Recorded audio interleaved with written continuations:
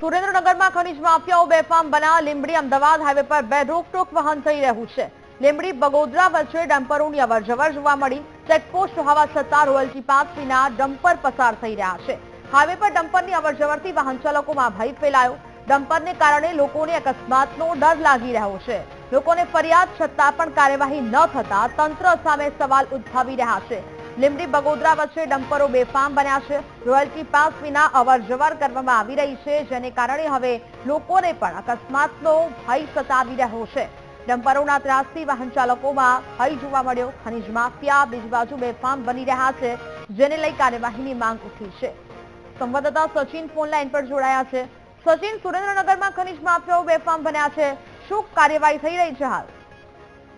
બીજો વાત કરવામાં આવે તો થોડા સમય પહેલા લીંબડી પોલીસે કાર્યવાહી કરીને ક્યાંક ને ક્યાંક કાર્યવાહી 19 ડમ્પરો ઝડપીને કરી હતી, પણ ક્યાંક ને ક્યાંક કાર્યવાહીમાં ચૂક થઈ હોય તેવું લાગી રહ્યું છે। ફરી પાછા ખનીજ ભરેલા ડમ્પરો લીંબડી બગોદરા હાઈવે ઉપર બેફામ થયા છે અને કટારિયા ખાતે ખનીજ ખાતાની ચેકપોસ્ટ પણ આવેલી છે, છતાં પણ ચેકપોસ્ટ ઉપરથી આ ડમ્પરો કેવી રીતના અવર જવર કરી રહ્યા છે તે પણ એક મોટો સવાલ છે કે ચેકપોસ્ટ ઉપર કેવી રીતના ચેકિંગ ચાલી રહ્યું છે। ક્યાંક ને ક્યાંક ચેકિંગમાં પણ ગોલમાલ હોય તેવું લાગી રહ્યું છે।